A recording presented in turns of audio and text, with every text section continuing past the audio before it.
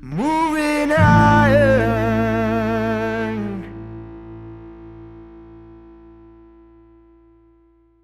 Hello and welcome to Moving Iron Podcast. I have Greg Roberg from Ag Direct on here to talk about what's going on in the world of ag lending. So, Greg, how you doing, man? I'm good, Casey. How are you doing? It's nice to have some kind of a long fall. Yeah, it is. It's It's nice really weather nice. mid-November. We usually don't get stuff like this. We usually get summer and then winter, and then we're off. Maybe even we get spring for a week and then it's summer. So it's change of this is the first time we really had a change of seasons that's noticeable. So it's nice. Yeah, it is a treat. Mine's just why we live in Nebraska, right? That's right. That's right. That's exactly right. Well, Greg, we got a lot of stuff going on.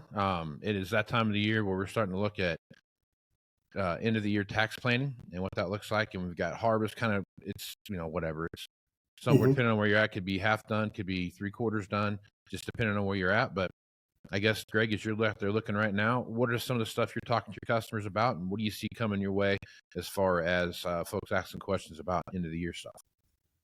Yeah, in my travels, Casey, it looks like a lot of the corn's out and pretty much all the beans. So when I was a kid in Northeast Nebraska, if we were done by Thanksgiving harvesting, Dad was happy. Right. So I think there'd be a lot of happy moms and dads to have things wrapped up here in the next week and a half or so if they're not already wrapped up. Yep. So yeah, tax planning. That's really become important, in managing your tax liability. So what we're telling folks is don't wait till that last week or two of December. Go talk to your tax accountant. Go talk to them early December if you can. And Ag Direct has a lot of different options. Whether you're in the market to buy or lease, we can take care of that. But wanted to toss out there today to your listeners is if you've already bought something and paid cash, you may put on your line of credit, and now you're thinking, I wish I wouldn't have done that. I don't know what next year's going to bring for commodity prices. I may wish I had that cash back. Well, Ag Direct has a solution for you. We can do a purchase lease back, which is a lease, or we can also refinance that, based on what you paid for it. We just get an invoice and probably loan roughly 90% of what you bought it for. We can do that up to 12 months. So any transaction that you purchased or to check for up to 12 months, we can figure out something for you. We always tell folks, go talk to your tax accountant first, just because of depreciation and where you're at, they'll know best what decisions to make. But whether it's a loan or a lease, Ag Direct can take care of you. And we actually have a special program right now, Casey, on leases. Anything that's a $25,000 or more lease, the rate is 35 basis points cheaper. And that goes to the end of December. So everyone's looking for a good deal. Rates are higher than what we're used to. So take a look at that Ag Direct lease. We use Farm Credit Leasing for our leasing partner, and they're offering 35 basis points off on all leases over $25,000. Right on. Well, that lease 35 basis points it doesn't sound like a lot, but in today's interest rate world, every little bit counts. That's a big deal to your customers. Yeah. So if it's over 200,000, it'll get you down to 7.1. Yeah. That makes a big difference. We start looking at some of the stuff at 7.75 or 7.5, even 8% sometimes. I mean, some of the stuff is good there. So looking at your rates right now, let's talk a little bit about that mid-tier price range stuff, that $75,000 to $200,000 stuff that you guys have. You're looking at you take a look at like skid steers and loader tractors. Start looking at balers, some windrowers, and those kind of things kind of fall into that mix. What demand are you seeing for that kind of stuff right now as stuff comes through?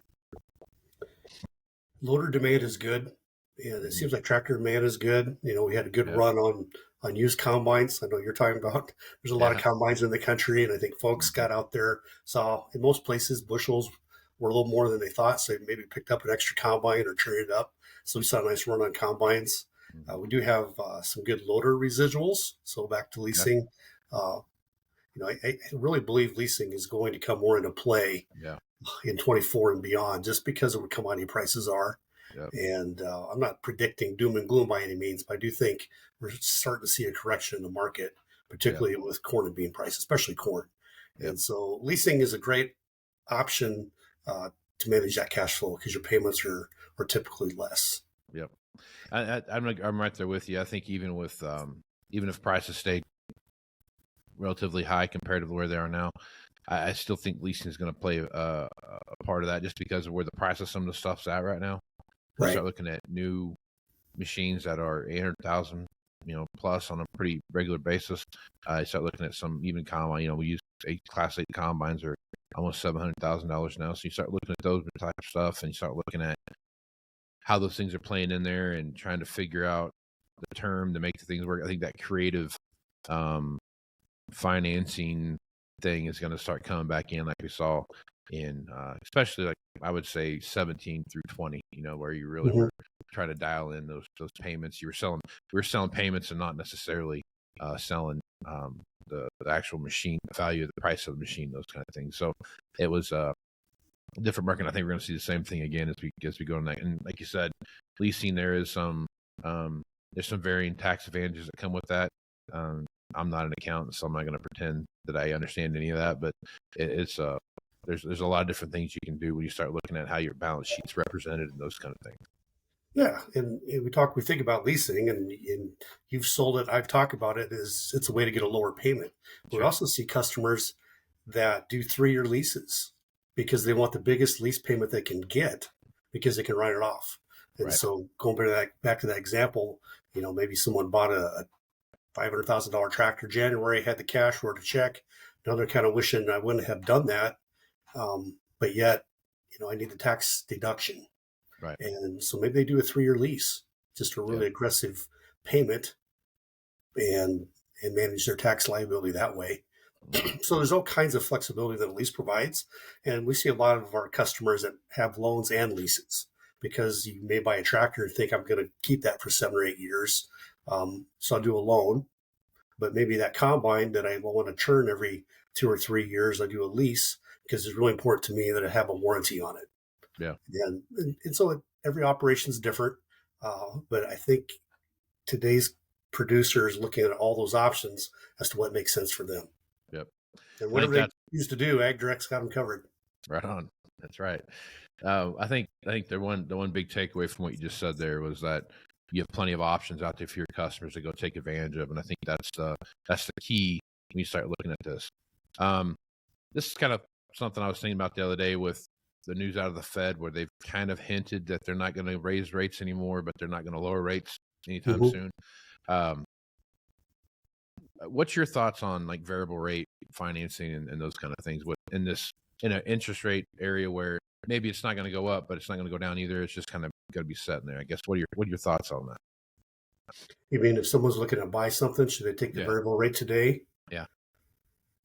Oh, it'd be hard for me to look someone in the eye and say you should need to take the variable rate. If it was a smaller purchase, Casey, maybe 25,000 or less. Yeah. It really doesn't look like rates are going up.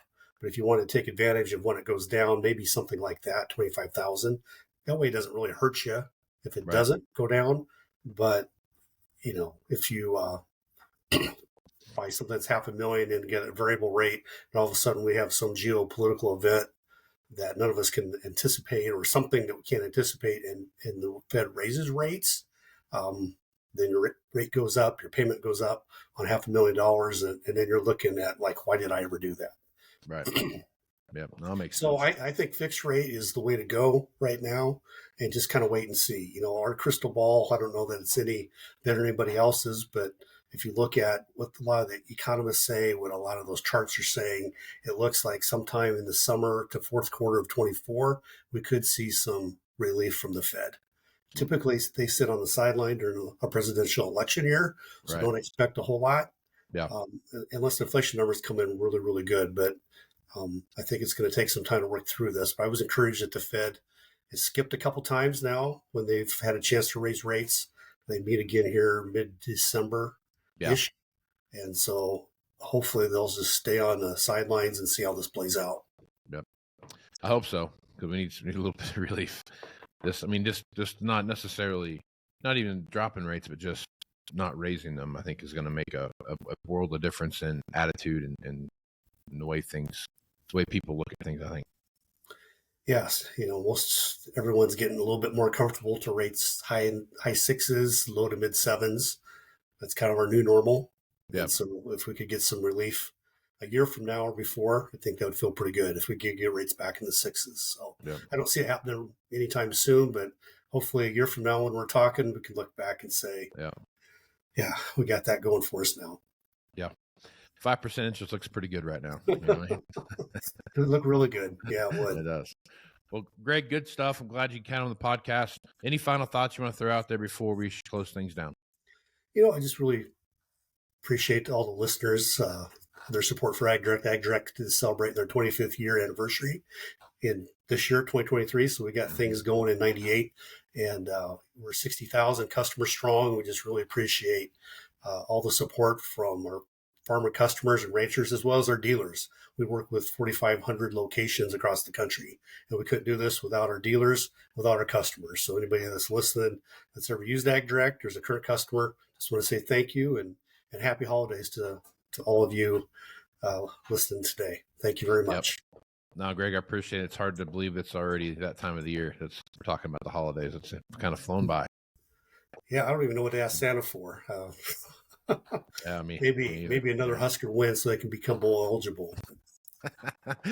We'll see. That's a big ask, I think. That's a big ask. You might use up all your gifts for a while for that one. So. Maybe all so. right, man. Good seeing you, Casey. Yeah, good seeing you too, Greg. Take care of yourself, and we will catch you again next month. Sounds great. Thanks. Hello, and welcome to Moving Iron Podcast. I've got Tanner Ehmke here from CoBank, and he is nice enough to come on and talk about what's happening in the world of agronomics, I guess is the best way to put it, right?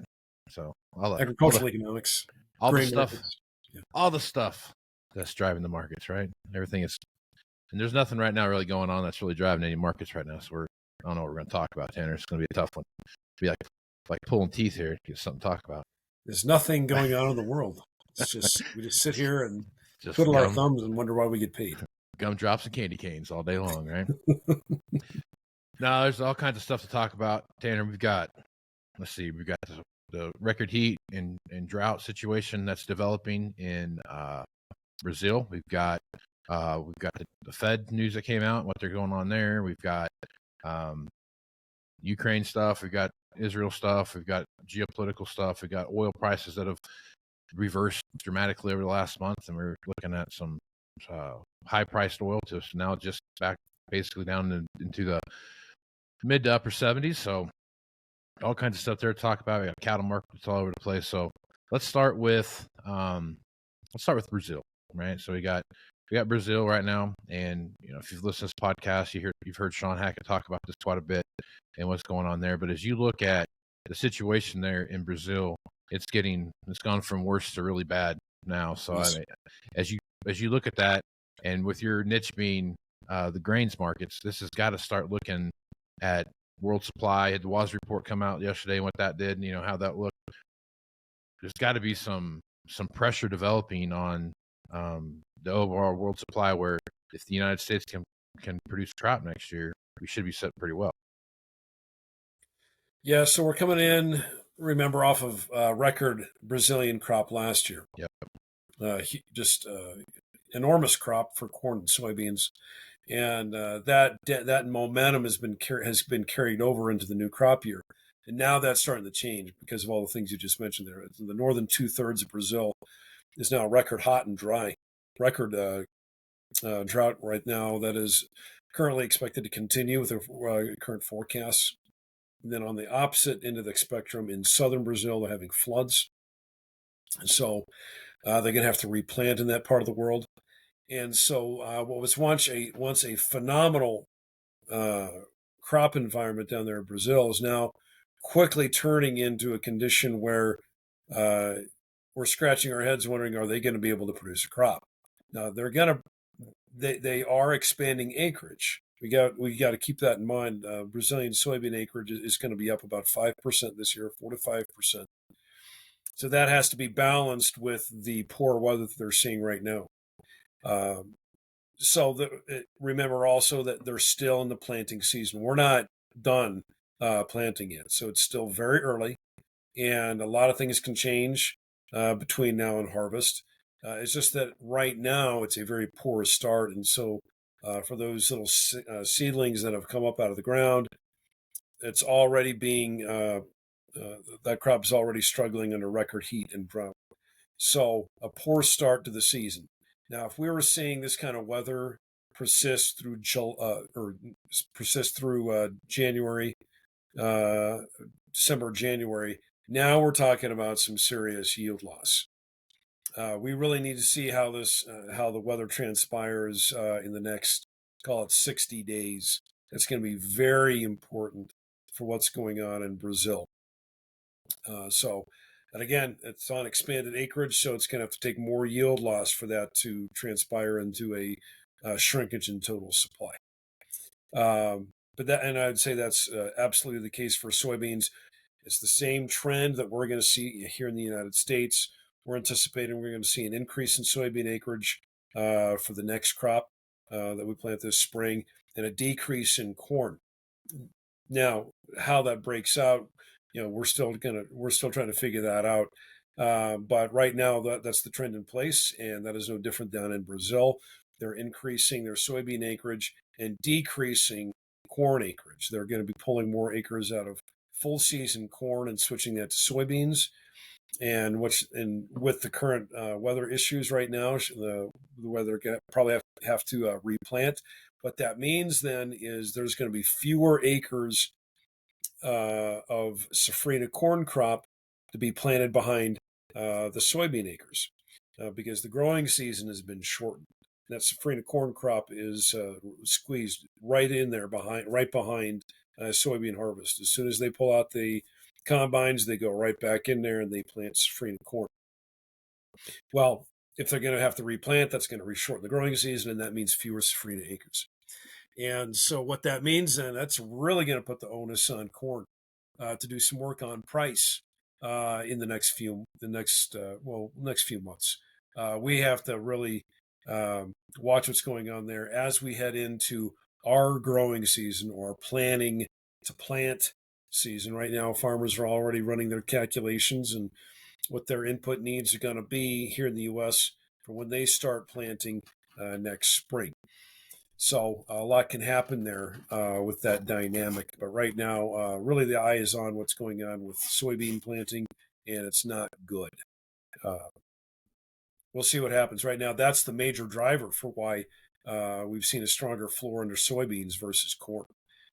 We've got plenty of corn bushels in this country with our expanded acreage. We did have some yield increase in USDA's report yesterday, as they bumped up the U.S. corn yield and soybean yield both, and so that loosened our balance sheets. But if Brazil has a bad crop, things can get really tight really quick, and so we've still got to keep an eye on that weather for the next 60 days. It's not done yet. That's really the story here for the next couple of months. Yeah. Okay, so when you're looking at all the stuff that's going on in the corn market right now, as you look at the price and things now, what are some of the driving factors you see behind what we see now? Is it just, are we really looking at trying to find some niche from the USDA as far as supply goes in the U.S., or it just seems like it's very flat? There's not a lot of activity going on. Well, first, farmers are still harvesting corn. Sure. They're not going to be really keen on doing any marketing until they're really done with harvest. That harvest is wrapping up in a lot of the Midwest, and so farmers are looking at what's going on right now with corn. Right now, we're talking corn. Well off the highs. These corns in the 460s, 470s area, and after seeing corn at 650 earlier this year, who wants to sell at 460? Right. Or 470? Nobody wants to sell. Yeah. Okay. So right now, the farmer is quite tight-fisted on corn. If they need cash, they're selling beans because the bean price is quite a bit more attractive, mostly because of all the weather issues in Brazil. Also because we had a smaller crop this year on soybeans compared to what we saw last year. And we're also having growing demand because of the renewable diesel, expansion of crush facilities, expansion of renewable diesel demand. record exports on soybean meal. So those three things combined really are holding up soybean values. And so if the farmer is going to sell, they're going to be selling soybeans. And that's kind of what we're hearing from our customers. But they're still fairly tight-fisted. The farmer still has cash left over from last year's record income. The farmer is sitting on a pile of cash after last year. Okay. So they are not in a hurry to sell. They can wait this thing out, and they'll sell it at whatever price they feel like without being pressured into it. So that is one dynamic that's playing out right now. The markets are fairly, they're not very volatile right now for corn, especially because the farmer's not selling. We'll see, once we get into the new year, once we get into January, February, March, a lot of farmers are probably going to be forced into selling because they're going to need cash to pay down or to buy inputs, to pay down an operating loan that's at 8.5%, 9% interest rate. So the big pile of cash they have right now is going to get whittled down by these higher interest rates, higher expenses on seed, fertilizer, chemical, higher cash rents. All these factors are going to be drawing down on that cash reserve. And for some farmers, they're going to be forced into selling to get cash. So after the new year, I would imagine that we're going to start to see a lot more bushels come onto the market. Yeah. All right. So you brought up my next point I was going to talk a little bit about was on-farm income and what that looks like. So, obviously in 23, you just said it, it's very strong. Look like 23 is going to have a great end of the year as far as that goes. But, as you take a look at what the Fed's done, they pumped the brakes on interest rates, for at least for this time anyway. More than likely probably won't have another hike of interest rates unless something crazy happens the first year, but more than likely they're probably done with that. But that doesn't mean they're lowering rates anytime soon at all. So looking at that situation, I'm looking at 24. What are your thoughts about, I guess as all you co-bank knowledge exchange professionals get together and talk about this stuff, what's your projection for 24 look like as you take a look at the headwinds that we're kind of plowing into out of 23? Projections on interest rates? Just in general, just the farm economy in general as you take a look at. Well, I mean, it's going to have to come down. Total net farm income, if that's the measure, that's going to come down because commodity prices have come down off the peak, expenses have come up, and so that's going to create that wedge that's going to pull down net farm income of falling commodity prices, rising in expenses, and as for on the interest rate side of things that you mentioned there, we're just going to have to take the Fed with their word at it, higher for longer. The question is how much longer, and are they going to hold interest rates all through 2024 at the current level? I think the market is anticipating that there's going to be some sort of cut, at least by the middle of next year, especially if we see the economy slow down sufficiently. Now, we've seen some strong data here on jobs creation, on wages, on total GDP growth. That can change pretty quickly, especially in a high interest rate environment. But I would say at this point, again, the Fed is going to be holding rates where they're at. It does not appear as though there will be another hike. But my bias here is that the Fed would rather hedge on having another rate increase before they do a rate decrease. Because of what they learned in the 1970s under Chairman Arthur Burns, when they moved too quickly on cutting rates and then inflation took off again. Yeah. So I think that the Federal Reserve is going to be very conservative on that. And we still don't see inflation down to their preferred level. Their target is 2%, which means they got a ways to go yet. So they're going to probably let this trend continue, and hopefully interest rates come down to inflation comes down to 2% without them having to raise rates again. But if it pops, that's going to put them back in that position of saying, well, our work isn't done yet. Mm-hmm. So, but I would definitely say that we're not going to be dropping rates soon. I think that's further off, maybe in 2024, maybe. Yeah. Okay.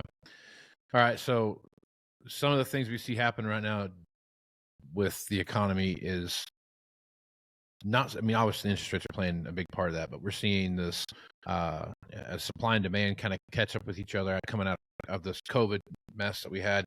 We're starting to see the supply and demand curves kind of get corrected back to each other, and we're seeing these prices come together as things kind of come down in price. You've talked. I think the last time we talked about, you talked a little bit about, hey, no, prices are going to kind of stay the same. Like this is where we're at, just because of it's hard for prices to, once they go up, it's hard for them to come back down to where they were. But I guess as you're looking at where just the price indexes of different stuff out there and those kind of things, what are you seeing on that front, and how do you think that's playing into the overall economy? Well, the CPI is still coming way down. Right now, it's at right around 3, a little over 3%. That's all goods and services. They want to get it down to 2%. And if falling commodity prices are any indication of what's going to be happening with CPI, then we can anticipate the CPI to continue to drop because we've seen commodity prices come down. And those are fairly strongly correlated. If you watch the like a CRB index or any other commodity index, when that falls, and then several months later, then you're going to see CPI fall right behind it. Okay, because as raw material prices come down, then that filters through the economy, and then prices to the consumers are going to drop, or vice versa. As CPI goes up, then that's going to filter through the economy, and prices are going to go up on consumers. And right now, with commodity prices having come down, you mentioned crude oil having come down. We're back in the 70s again with crude oil. We've got all these other major commodities are under pressure.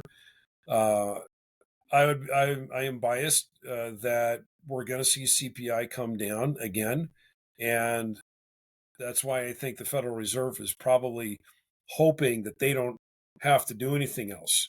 That falling commodity prices are going to do the work for them, so that they don't have to do any more work on interest rate.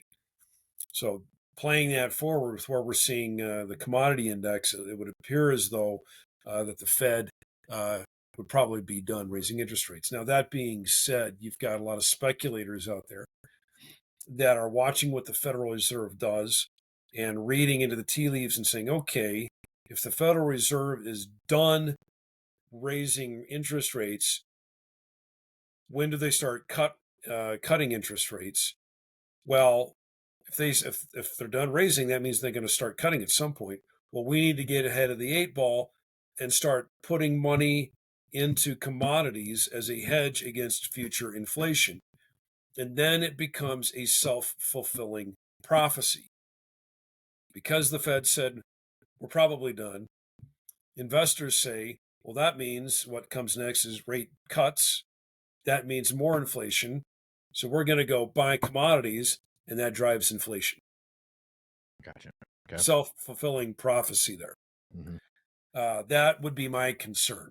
And then the Fed is back again, once again, trying to chase its tail and say, okay, wait a minute, we're not done. We got to raise rates again. Yeah. Vicious circle we live in there, isn't it? Yes.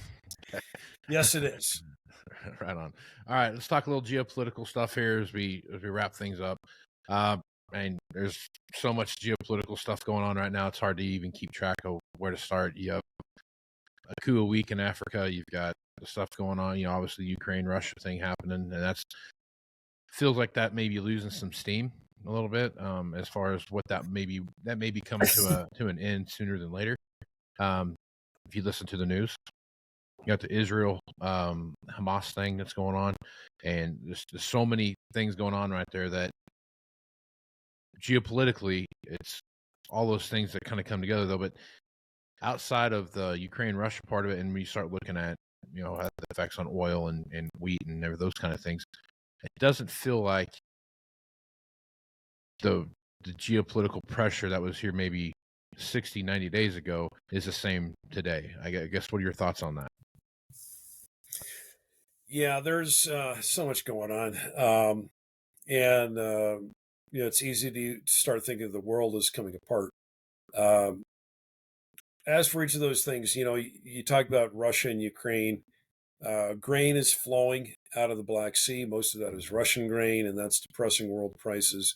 Ukraine is doing what it can to move grain out, and that's their crop is about half of what it was before, but they're moving grain under the protection of Ukrainian naval vessels. Then you got all the stuff going on in the Middle East that could expand beyond Israel and Gaza. Then the question everyone always has is about Taiwan and China. Is Taiwan going to say, hey, look, the United States is distracted with Ukraine and Israel. Now's the time for us to go make a move on Taiwan when the United States has their hands full. They haven't done it yet. If China was looking for an opportunity, they would have done that by now. Right. And in fact, the opposite has happened. I just saw in the news, the news flash come across my phone here that apparently Xi Jinping and Biden are going to meet in San Francisco. Saw that. Yeah. Okay. Didn't see that coming. Right. I'm just going to be honest with you. I mean, I'm not a political scientist. I didn't see something like that coming. So what are they going to talk about? I guess they're going to say, hey, Taiwan's off the table. Let's not even go there. I think there's been enough saber rattling on that issue. And so what else are they going to talk about? They're going to talk about Israel. They're going to talk about Russia and Ukraine. But what else? Are they going to talk about tariffs? Because remember, Biden did not roll back any of the Trump tariffs. He kept them in place. Are they going to do that? Are they going to try to come to an understanding about other trade relationships or supply chains, and what's going on in the South China Sea with China's expansion there, that they're trying to take over a lot of those territorial waters because we got a military agreement with the Philippines. Biden was just in Vietnam here a little bit ago. Is going to be about Southeast Asia and who gets what, and who, keep your hands off of these islands. They're our partners. What does this all look like? I don't even know. I'm curious, but it's encouraging, I would say, that they're speaking rather than doing saber rattle. And there's been a lot of that. And so this would be this would be a move that I think brings more calm to the marketplace, that the United States and China are going to work together on something. That means there's going to be cooperation on something. Who knows what that looks like? But I would say that from the market standpoint, this decreases the temperature a little bit of geopolitics. And that's big because the business environment becomes improved in that situation, where people can say, oh, okay, we can trust our supply chains in China now. Oh, we can trust investment more from China in the United States, or U.S. investment into China. The business environment is going to improve in theory. Now, I don't know what they're going to talk about, but the fact that they're talking is going to take the temperature down. And that ultimately is going to be good for business growth. Now, I'm just talking high level here. I don't have specifics on that, but I would imagine that this would be fruitful in terms of some sort of economic growth for both China and the United States. Yeah, there's been some weird is probably not the right word, but different language that has been coming out of China. When you start looking at what they've been saying about the United States as far as being like, hey, we want to be a better partner with the United States. I've read articles about that. I've seen those different things pop up. So it's kind of a weird time. Went from being this is happening tomorrow, where we're going to invade Taiwan, it's going to cause World War III, to this, well, maybe it's not maybe we got to pump our brakes on it a little bit. So I don't know. It's very interesting to see that they're meeting in San Francisco. Of all the places in the world to meet, like, they're meeting in San Francisco. It's going to be. Well, it's heavily populated with Chinese. Sure, absolutely, yeah. That might be one of. That could be. Yeah. There's a lot of, well, not just Chinese, a lot of Asians across the western coast, the West Coast. I would also, what precipitated this? It could be that our GDP growth now exceeds China's. Yeah. Who saw that coming in the last quarter? Yeah. Or in the last GDP report. So that might be it. Could be that China just doesn't, they've got some insecurity on their economy. Mm-hmm. And so at any rate, maybe they're wanting to come to the United States to say, hey, look, let's see what we can do, because I don't want you to be an enemy of China if our economy really starts sucking wind, and you see us as a weak enemy that you want to make a move on, militarily wise, or like if you really want to go send troops over to Taiwan or something, and we don't have the economic, or we don't have the support economically to take on a war or something. Maybe China is initiating this. I don't know that for certain. Yeah. But maybe that's why they're meeting in the United States. This is China literally coming to the United States and saying, we're concerned about our country.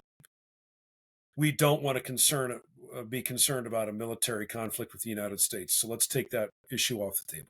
Yeah. That, and their demographics are really bad, and they've miscounted 100 million people. So, that might have something to do with it too. So. Exactly. Well, that's part of their account. Yeah, their population is shrinking, and their population is rapidly aging. They've got a lot of toxic debt. Their real estate market is a problem. I just read here recently they're back to deflation again. Apparently that didn't go away. It's back.